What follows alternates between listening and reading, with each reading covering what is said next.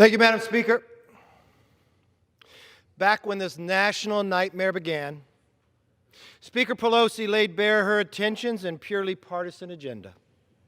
She told her caucus that they needed to strike while the iron is hot.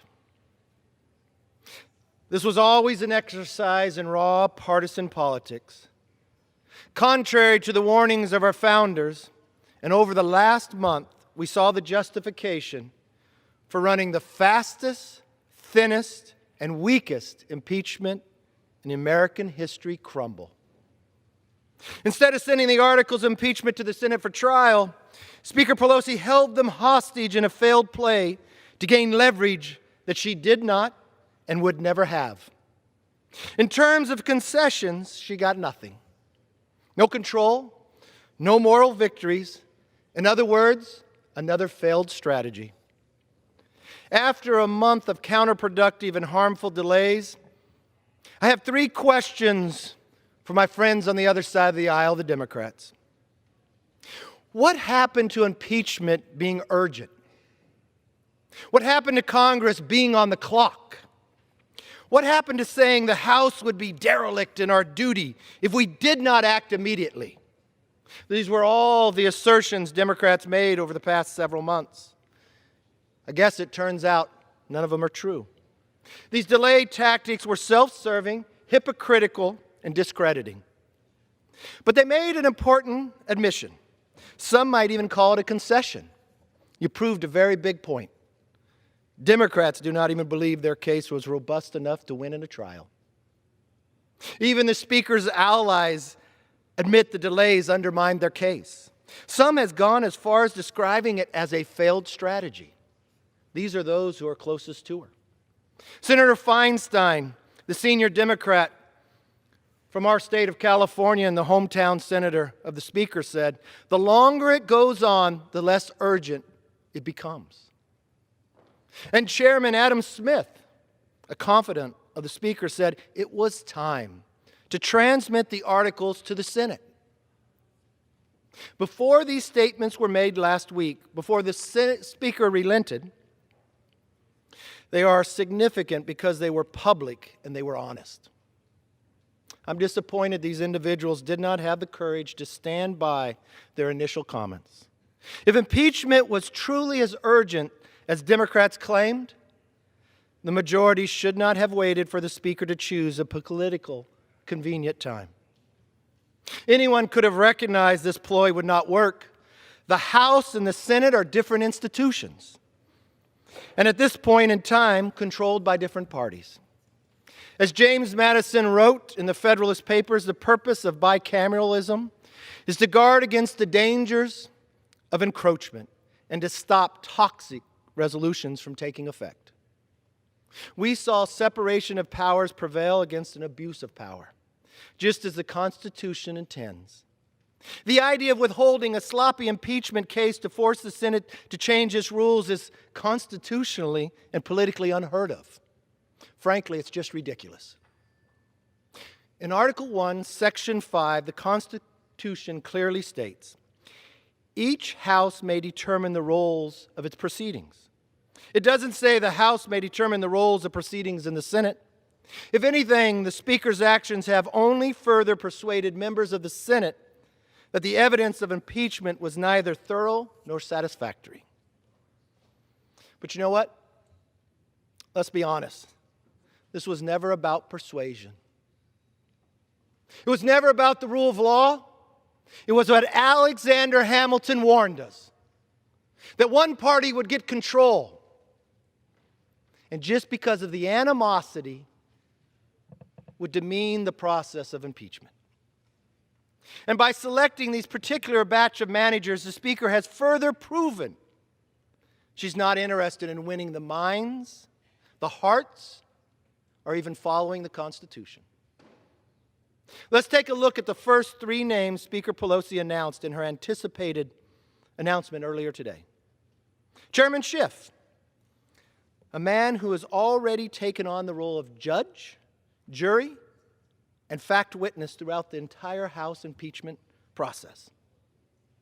Chairman Nadler, someone who campaigned for the chairmanship of the Judiciary Committee that's responsible for impeachment beginning as far back as December 2017, before you were even in the majority, on the notion that he would be the best person to lead the charge on potential impeachment against the president. You see, you get a chairmanship by your conference voting for you. You campaign for it. You put your best ideas out there of why you should be the chairman. In 2017, that was the campaign. Congressman Hakeem Jeffries, a member who almost 2 years to this date voted in support of impeachment. You know, that was more than a year before the Ukraine call even took place. Those are just some of the managers. If you think about the members, there's people who were, on the day they were sworn in to this body, told those who supported him the greatest that they were going to impeach him. As I've said in the past, there is an issue with fairness. But instead of looking to the Senate, Speaker Pelosi should be looking within her own caucus. From the beginning, this investigation was marred by selective leaks to the media, a completely predetermined process. Yes, we've been through impeachment before, but it was much different. We believed in the rule of law back then, that we would face our accuser, that you could cross-examine, that the minority could actually ask for witnesses. The day that impeachment was asked to come forward, I sent a letter to the Speaker, laying out 10 items, none that were made up. You know what they were? The fair process we've always used in the past. The answer was no. Because they've been working on this for 2.5 years, they could not let fairness determine the outcome.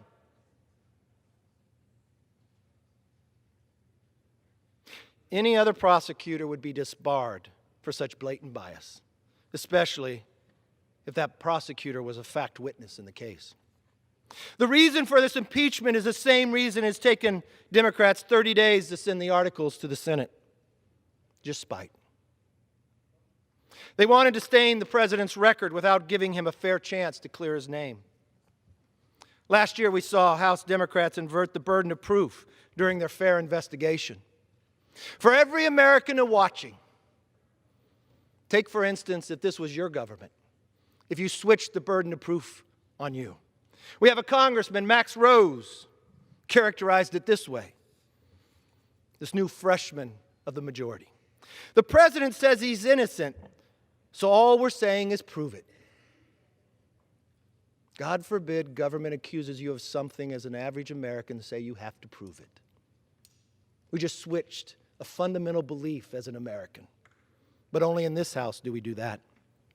This guilty and proven innocent mentality was an admission that impeachment was not about upholding justice or protecting the rule of law. Now Democrats have invented an even more destructive standard. You're guilty because they say so. Our founders feared this day. Alexander Hamilton warned us of this day. I had hoped this day would not come. I would hope those who uphold the Constitution would believe in the rule of law instead of the spite of the dislike of an individual. Like the kangaroo courts on college campuses, or an accusation is enough for a conviction. Even as early as just last Sunday in an interview, Speaker Pelosi made that point very clear to all of us. Asked what a Senate acquittal would mean, she said it didn't matter. The president is impeached forever. Is that what this is all about? Just a personality. Just an abuse of power that you have within a house that we all feared this country would never do. You could almost see on the speaker's smile as she spoke about this new standard how incredibly solemn she was. Madam Speaker, when Americans look back on this sad saga, they will see a rigged process that forever damaged the remedy of impeachment. Speaker Pelosi got nothing from the Senate, but the American people got worse than nothing. They got stuck with the bill for a costly, never-ending investigation. The old saying that you get what you pay for does not apply here. Congress wasted time and millions of dollars on partisan impeachment. In return, taxpayers get nothing.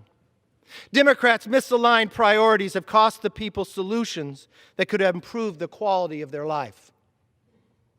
There's no greater contrast than what we are doing right here today than what is happening at Pennsylvania Avenue.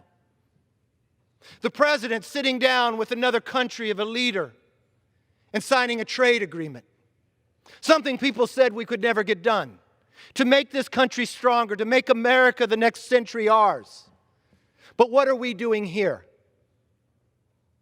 We are doing what this majority has worked their entire time for. Before they were even sworn in, they campaigned for the position of chairman, for this moment, for this time, for the millions of dollars that are spent, so they could say the president is impeached. That's a lofty history. Those are lofty goals that you now have authored more subpoenas than you created laws. But thank God we got a president in the White House that does not sit back. Yes, he got the United States-Mexico-Canada trade agreement, our top two traders. He's sitting with a trade agreement with China today. But think about how much stronger his hand would have been had that agreement taken place earlier when he got it. No, it was held. Why? Because we were impeaching. That's an amazing agenda, but you promised people you would do it. This is not a moment this body should be proud of. If as Speaker Pelosi likes to say, impeachment is a national civics lesson, let's use this blunder as a teachable moment. I'll make this promise to the American public, because the day will come that the majority will switch. We will uphold the Constitution. We will listen to the words of Alexander Hamilton.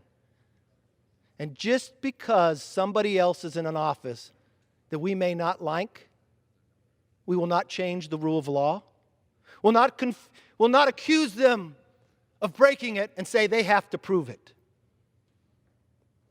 We believe America is more than a country. That America is an idea of the straightness that we, yes, would make students in Iran rise up for the freedom of what they know America to be. That the rule of law was so powerful. This is a moment in a civic lesson that we should learn. This is a moment that will teach our grandchildren that, yes, more than 200 years ago, the founders crafted an amazing country, but they warned us what abuse of power would look like. The sad part is we're witnessing it. What a contrast in a day and time. Moving forward, we must not redo these same mistakes in Congress. And my promise to you, if power was to change, the rule of law would come back. We'd have an agenda focused on people, not on politics. We'd have a voice that you're innocent until proven guilty.